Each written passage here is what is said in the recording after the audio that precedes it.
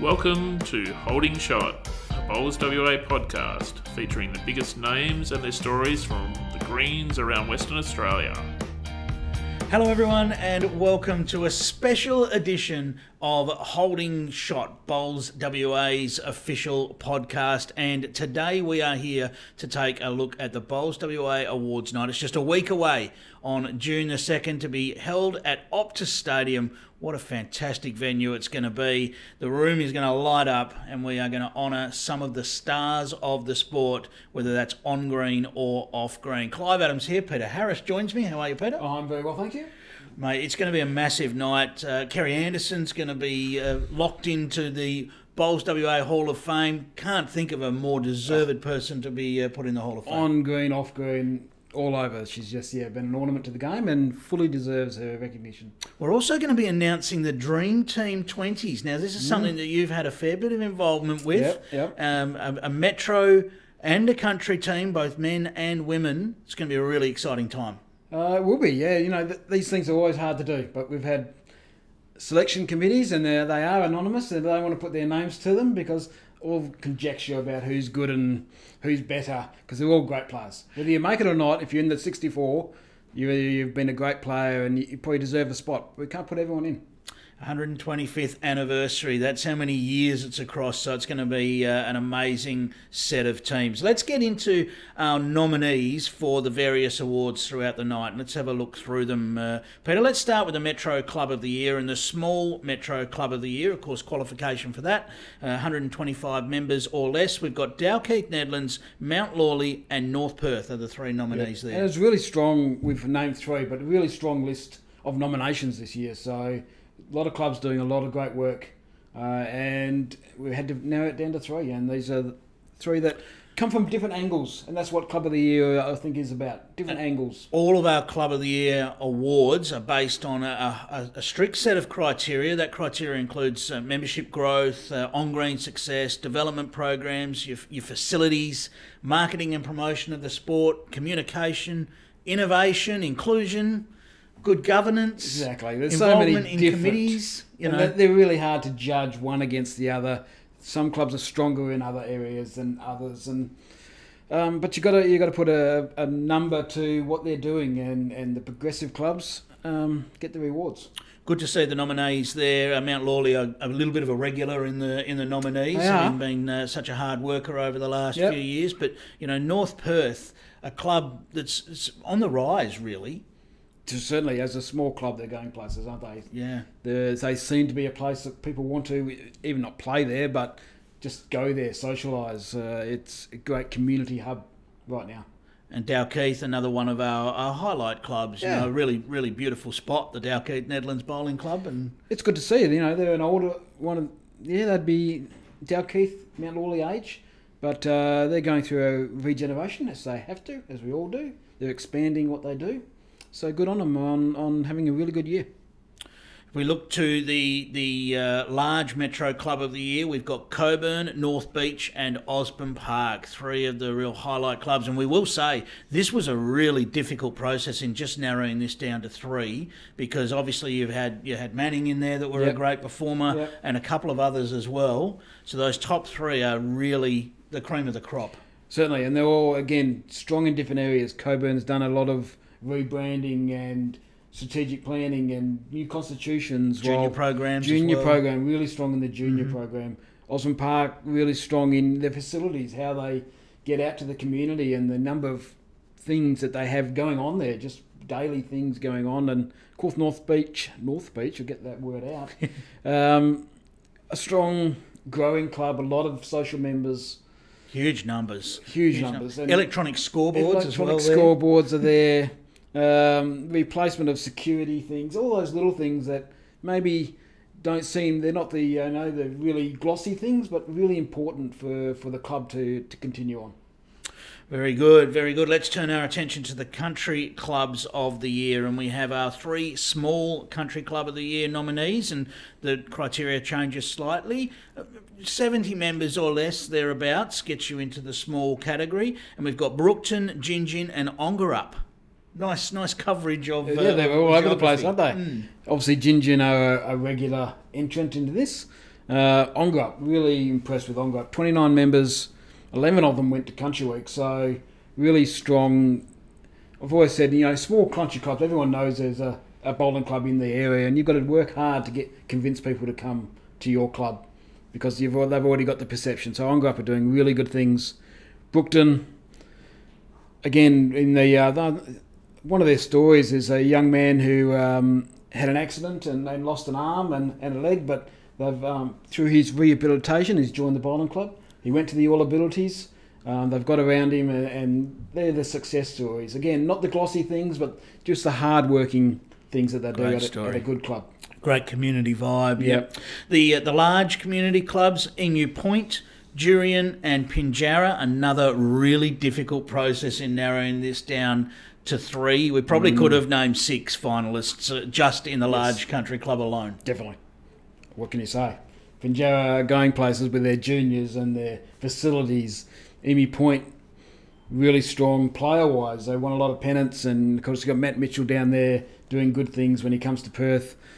Jack Attack, social membership stuff, and of course Jurien, maybe the smaller one, but they've done things like appointed a youth development officer. Yes, things that are going to take a club forward. A social chairperson, I suppose they've all probably got them, but a chairperson means you've also got a committee, which means the club's working together, which is what these awards are all about, what the club is doing as a whole rather than the individuals. Members increasing there as well. Yes. So just as I say, I think, Peter, we were really surprised. I don't know whether surprised is the right word, but really pleased with the quality of the applications we had this time around. Yeah, definitely. Really, really good, and an increase in nominations from previous years. So hopefully clubs out there, if you think, future years, whether you should or shouldn't, there's no harm in putting your club forward if you're pretty proud of your club and what they're doing as a club. As I say, this is a club award, so everyone needs to get involved. Everyone needs to play their part for our sport to go forward. Yeah, not so much a focus on the individuals for these ones, but certainly help. Let's turn our attention to the individuals. Yeah, why not? Yeah, because that's where they get their recognition. Volunteer of the Year, we've got 3 nominees there: Ivan Perica from Spearwood, Anya Strange from Willerton, and Pat Wardell Johnson from Ellenbrook. All individuals doing a fantastic amount of work for their individual clubs. Put a lot of time in, don't they? All of them, those 3 and others, but put a lot of time into their clubs. Our volunteers are so important. Our clubs would not exist. It's as simple as that. We can paint it however you like. Our clubs would not exist if we didn't have our great volunteers. We need to recognise them. Yeah, look forward to seeing who wins that one. The club official of the year, 2 hard-working individuals here: Ryan Havercroft from South Perth and Terry Coltash from Mullawa. So 2 really hard workers in the sport. Yeah, one country, one metro, which is really good. Yep. Certainly Ryan, you see him around a lot, and certainly South Perth. Anything that's run at South Perth, he's involved in, and Terry's the same. Really hard-working member of a small club that needs those hard-working members. Does a lot of work in the league up there as well, Terry. Yeah, definitely. The club coach of the year, we've got Anne Crabb from Manning, Hilton Dembo from Mount Lawley, and Kelly Ray from Coburn. Coaches, so important to our recruitment activities, Peter. It's one thing to get people in the door. It's another thing to show them the right way to go about the sport. Yes, you need to be a special person to be a coach. You do. It can be a very frustrating experience teaching new bowlers and juniors and old bowlers what they should be doing right or how they can improve their game. So a special group. They've been around a while, all of them, so they've all had their strengths and weaknesses, but mostly strengths, so it's really close call. All right, a couple of other awards. The Under-18s Bowler of the Year. We've seen real growth in the Under-18s program this year. Callum Alberti from South Perth and Charlotte Byfield from Manning. I think we've probably got a warm favourite here in terms of winning of events. Yes. But a fantastic achievement for both of those players, young in their careers. Certainly, the junior programs are growing, which is good to see again. So there's going to be a bit more opposition for these 2. I think Charlotte might be coming to the end of her juniors, so she'll move into hopefully bigger and better things. Callum's got a few more years to go, so we need to put some pressure on him. Absolutely. The Men's Over 60s Bowler of the Year award. Of course, this award named after Trevor Barron, and he'll be a happy man because the 2 nominees are both from Osborne Park, Gary Caffel and John Goddard. Strong years, both of them. One's had probably an extra strong year. I don't think we need to sugarcoat it, but one's had a really strong year. and the other one's had a very good year as well. So wait for the announcement. I think we'll say if you win every event, you've probably got a reason to be confident. Yeah. He should probably a speech should be written right now. The women's over 60s bowler of the year: Nolene Abbey from Corrigan, Kathy Gobbart from Gingin, and Irene Lay from Kalgoorlie.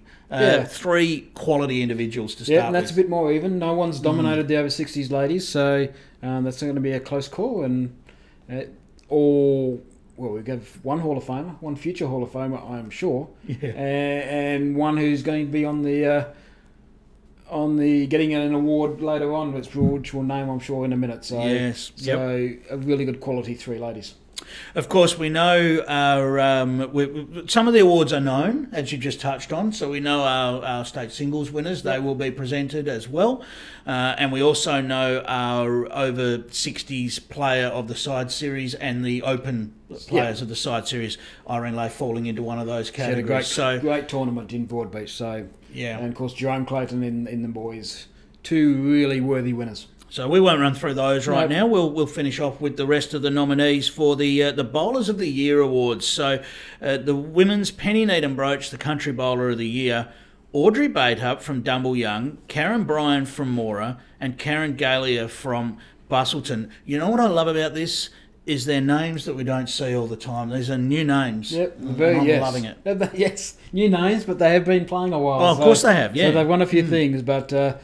Country Week is a very strong indicator of that, but it's not the only indicator. So they've all played in other things that can count towards the award. So we'll wait and see who wins that. The men's vice patron medal for Country Bowler of the Year. We've got three nominees there: Paul Hitchcock from Denison and Ian Payne from Denison, alongside Warren Holt from Wagen. Yes, well, certainly Warren we've heard a lot of in the last few years, haven't we?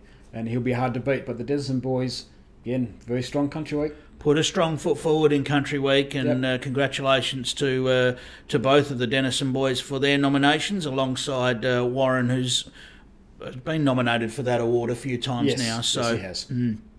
The Connie Hicks Brooch for the most outstanding women's bowler of the year.